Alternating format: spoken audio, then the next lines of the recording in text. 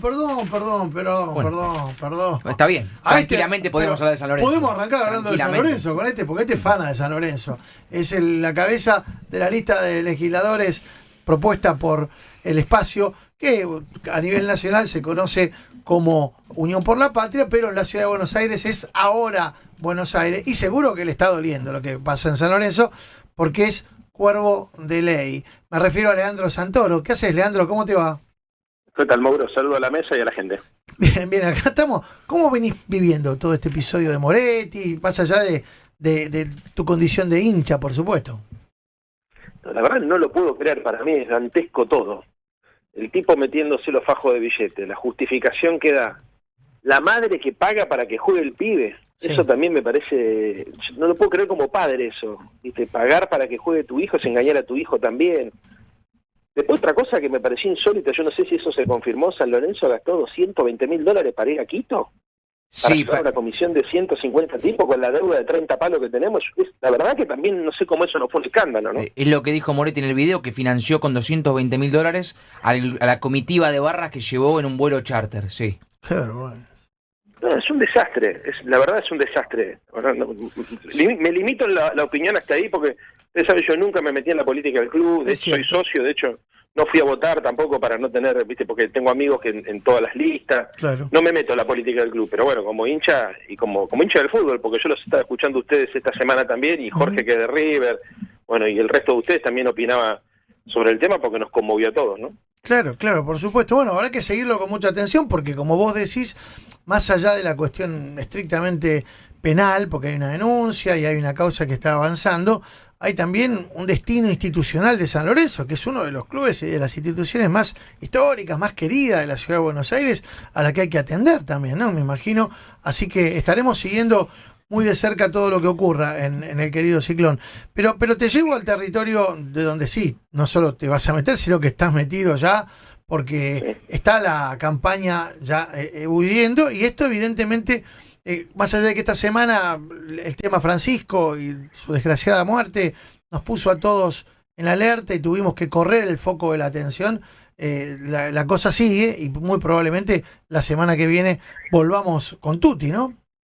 Sí, hicimos más o menos un acuerdo tácito entre la mayoría de las fuerzas de bajar la intensidad de la campaña en respeto por la memoria de Francisco, para acompañar también al pueblo argentino, porque como decís vos, es un hecho histórico. Difícilmente volvamos a conocer un argentino más importante de lo que fue Francisco para la humanidad. Entonces era importante desescalar, viste, el conflicto típico de una campaña electoral y tratar de construir, aunque sea un espacio de respeto y de silencio, para que podamos velarlo tranquilo, recordarlo tranquilo, y seguramente este fin de semana, después de la misa del sábado en la catedral, retomaremos la actividad parlamentaria y legislativa, y también en la campaña electoral. Uh-huh. ¿Cómo haces o cómo hacen para tratar de evitar la nacionalización de una campaña que claramente hoy está direccionada a dirimir quiénes van a ser los legisladores de la ciudad de Buenos Aires, teniendo en cuenta que la mayor parte de los que encabezan y varios de los que están por detrás son figuras de la política a nivel nacional? Bueno, vos sos diputado nacional, tenés enfrente al portavoz presidencial, tenés enfrente diputados de la misma cámara en la que vos participás. ¿Cómo se hace para centrarla en la ciudad?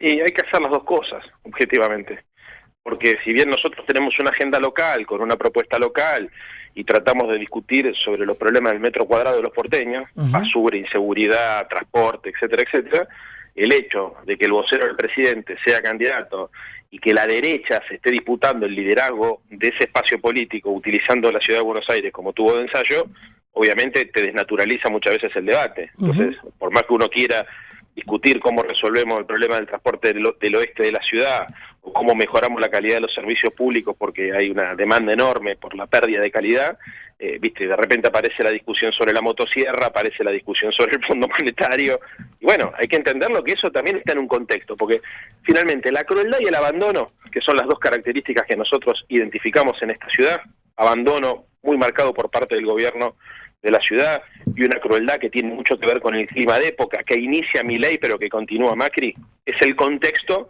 que explica el deterioro de la ciudad de Buenos Aires y la crisis también de la derecha.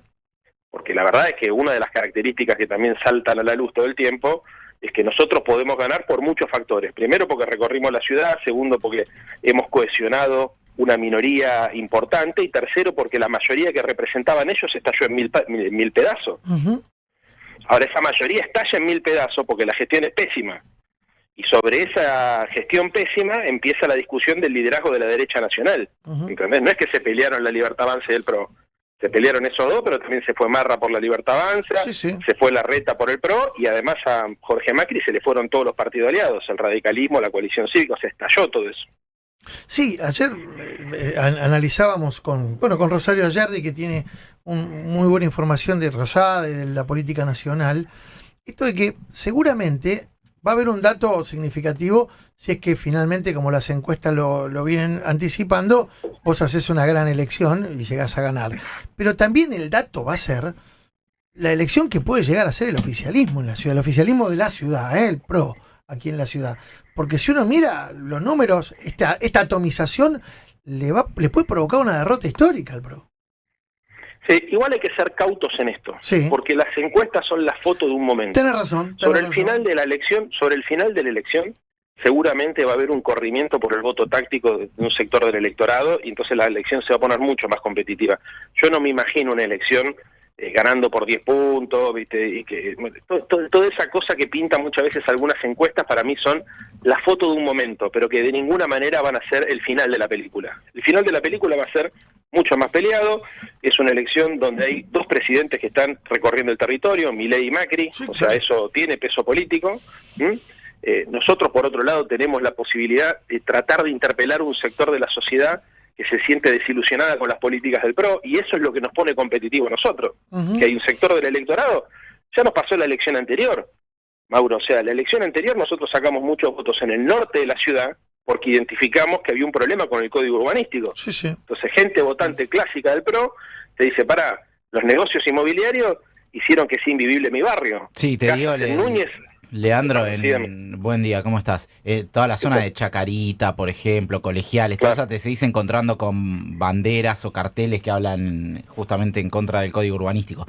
Te quería preguntar, Leandro, si pudiste ver ayer la irrupción del presidente en un programa de televisión que a muchos llamó la atención, porque era un momento medio en donde había un acuerdo tácito en la política de respetar el luto por la muerte de Francisco. ¿Y qué te pareció que esté ahí Adorni, que no se sabía muy bien en calidad de qué estaba ahí acompañando al presidente, ¿no?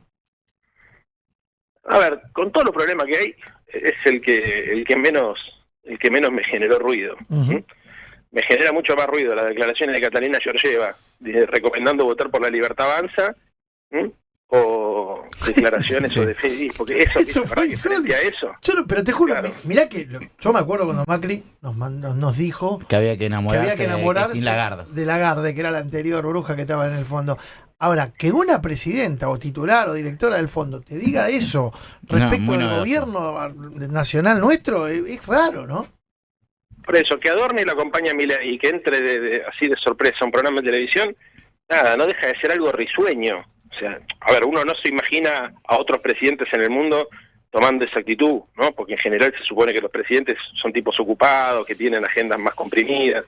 Pero bueno, a ver, es una peculiaridad. Sí. Lo que no es una peculiaridad, lo que verdaderamente es un dato político, son las declaraciones de Georgieva. Básicamente porque da a entender que el préstamo no se lo da al Estado argentino, se lo da a la Libertad Avanza. Claro. Entonces, si se lo da a la Libertad Avanza, que se lo cobre la Libertad Avanza mañana. Claro. Entonces, cuando los porteños vayan a votar y se encuentren con la boleta de la Libertad Avanza, ¿es la boleta, o la boleta violeta es la de la Libertad Avanza o la del FMI? Y no sé, pero acá hay dos cosas. Primero, el apoyo político, y segundo, que me parece que hay algo que es un poco más sutil pero más profundo, que es que históricamente los acuerdos con el Fondo Monetario Internacional, ambas partes, el Estado y el Fondo Monetario Internacional, dejaban claro que eran con el Estado, eran institucionales, independientemente de quién fuese el presidente de la República. Si la presidencia o la máxima autoridad del Fondo Monetario Internacional dice que tiene que seguir el actual gobierno, y bueno, porque tiene una adscripción ideológica o partidista, entonces que el día de mañana se lo cobra el actual gobierno. Sí, ¿Por qué sería el Estado?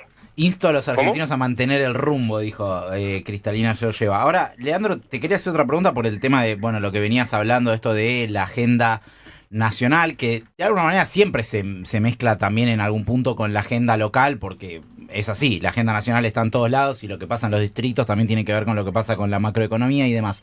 El martes va a haber un debate de candidatos a la ciudad. En ese sentido, ¿cuál va a ser tu estrategia? ¿Anclar solamente sobre los temas locales o también llevar a la agenda nacional que tiene que ver con lo que nos pasa a los porteños y a los que vivimos en los distintos lugares del país? Mira, te voy a pinchar el globo porque se convoca con el nombre de debate, pero no es un debate, porque hay 17 candidatos. Claro, cada candidato tiene 6 minutos en total, el debate va a durar 3 horas, vamos rotando. A ver, pobre, la gente que organiza el debate no tiene nada que ver. No, obvio. Lo que pasa es que es insólito que con 17 candidatos se pretenda... En 3 horas... Claro, es imposible. Sí, imposible. Sí. Igualmente... Será un momento para que cada uno exponga algunas ideas. Por supuesto, nosotros vamos a llevar un planteo que va a ser local, es el debate sobre la ciudad, y hay que hablar sobre temas de la... Esto lo subrayo. Hay que hablar sobre temas de la ciudad, porque si desdoblamos la elección en la Ciudad de Buenos Aires era para tener una agenda local, para que las vecinas y los vecinos sepan cuáles son las miradas sobre los problemas locales. Entonces yo voy a ir con una agenda local y voy a responder sobre temas locales, punto. Dicho lo cual, te digo, es muy rara la metodología, básicamente porque es anormal un debate con 17 candidatos. Y además hubo un sorteo donde... los cruces fueron sorteados, entonces hay personas con las cuales vos no te vas a cruzar, qué sé yo, me parece que se va a hacer lo que se pueda en el contexto que hay. En la agenda nacional hay un tema que quedó también postergado esta semana y que a vos te tiene también como parte integrante de los protagonistas, porque la Cámara de Diputados tenía que haber abordado esta semana el tema Libra, y claramente hay una comisión investigadora y todo quedó demorado para la semana próxima. ¿No tenés la sensación que el gobierno el oficialismo logró pinchar un poco el globo respecto de la expectativa que se había puesto en torno a este tema? Pero lo que pasa es que lo del Papa también jugó ahí. Sí, claro. Porque iba a ser la semana pasada, ¿entendés? Y ahora, por ejemplo, va a ser el martes, la interpelación al jefe de gabinete. Entonces, también ahí hay que decir que después de semejante noticia todos tenemos la sensación de que el clima social y político cambió.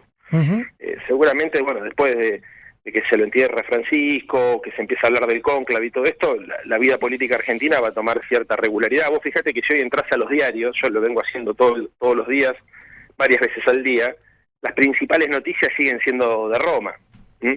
Y más o menos, más allá de que los programas funcionen más o menos el rating, el grueso de la discusión en los programas de televisión gira alrededor a los últimos días de Francisco y a la sucesión. Así que eso te diría que me parece que es natural. Después, obvio que en la Argentina todo dura poquito. Además, agregale que hay como una tendencia a que todos los temas se queman rápido y que lo que hoy parece que es una tragedia, mañana nos olvidamos y estamos discutiendo otra cosa. Eso también es así. Pero me parece que lo del Papa explica mucho lo que decís vos. Leandro, como siempre, un gusto charlar con vos. Te mandamos un abrazo. Abrazo grande. Gracias por este contacto. El Leandro Santoro, diputado nacional de Unión por la Patria y candidato a legislador porteño por Es Ahora Buenos Aires. Las 10:49. Marolio es una de las marcas más